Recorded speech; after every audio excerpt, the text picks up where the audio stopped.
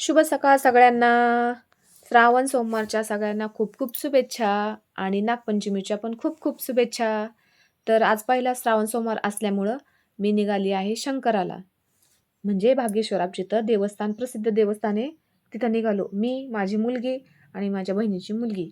तर आम्ही तिघीजण निघालो स्कूटीवर. तर ऋतूला काही घेता येत नव्हती स्कूटी तिघींना घेऊन, तर मग मी घेतली आणि आम्ही तिघीजणी निघालो. पोचलो आम्ही नारेगावमध्ये. आमच्या मळ्यातल्या रस्त्याला तर कोणी नव्हतं पण, तरी पण आम्ही तिघीजणी आलो गाडीवर. काही भीती नाही वाटली. तर आम्ही आलो आहेत वारवाडी येथे भाग्येश्वराला. तर बघा भाग्येश्वराच्या इथं पोचलो आहेत आम्ही आणि पूजेसाठी सगळं सामान मी घरूनच घेतलं होतं. तिथं काही घेतलं नाही, बेलपत्र वगैरे काहीच नाही, फुलं-बिलं, कारण सगळी घरूनच आणली होती. आणि ताट पण सोबत घेऊन आले होते. ताट काही सजवलं नव्हतं, काही नव्हतं मी, कारण गाडीवर यायचं होतं, सांडलं असतं सगळ्या वस्तू, म्हणून मग मी पिशवीत सगळं साहित्य घेऊन आले होते पूजेचं. आणि म्हटलं आता तिथं गेल्यावर ते ताट सजवावं. तर मग मी बसले 5 मिनटं मंदिराच्या पाठीमागं. ते ताट सजवायचं होतं म्हणून. तर मस्त असं ताट-बीट सजवलं. सगळ्या वस्तू जिथल्या तिथं व्यवस्थित ठेवल्या, जेवढं आणलं होतं तेवढं, आणि उरलेलं सगळं पिशवीतमध्ये भरलं. आणि ती पिशवीला गर्दीला घ्यायला सांगितलं. तर आम्ही गेलो मंदिरामध्ये. तर मंदिरात गर्दी एवढी काही नव्हती, पण करत होते, म्हणजे ते आपलं येऊन पूजा करून जात होतं. बाहेर अभिषेक पण चालू होते.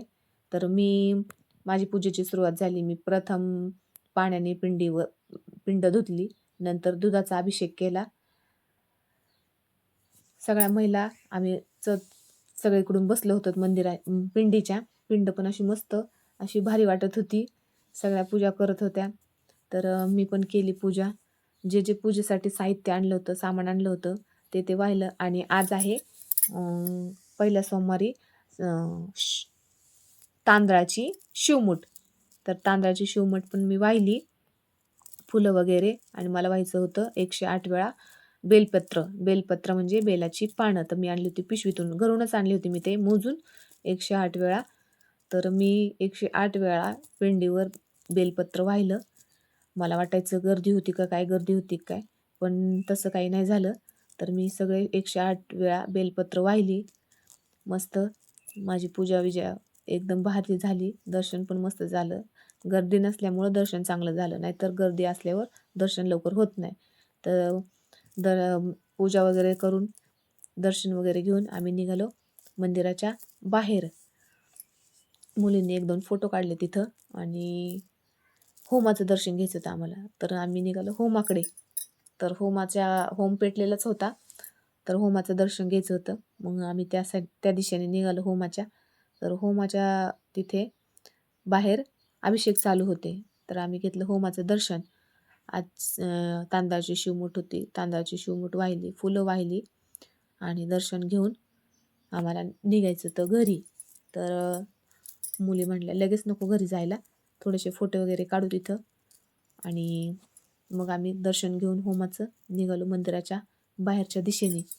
तर तिथं उंबराचं झाड होतं, तिथं पण पूजा केली. मग थोडा वेळ बसू म्हटलं. थोड्या वेळ तिथं बसल्या पोरींनी फोटो वगैरे काढले, थोडेसे व्हिडिओ काढले. हळदी कुंकू घेतलं आम्ही 4-5 जणींनी. आणि मग आता म्हटलं चला घरी. दर्शन मस्त झालं. मग आम्ही तिघीजणी आम्ही निघालो घरी जायला. तर मस्त असं मंदिर सजवलं होतं भाग्येश्वराचं. लायटिंग वगैरे मस्त छान असं सुंदर दिसत होतं वातावरण. सकाळचं वातावरण खूप छान असतं आणि एकदम भारी वाटलं सकाळी सकाळी दर्शन घेऊन भाग्येश्वराचं. खूप भारी वाटलं. तर आम्ही निघालो घरी.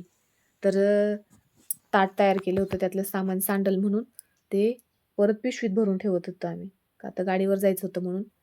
परत पिशवीत भरलं आणि ताट पण पिशवीत ठेवलं. आम्ही निघालो घरी.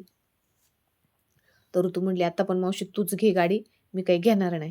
तर मग ऋतूकडून घेतली मी गाडीची चावी आणि गाडी काढायला गेले.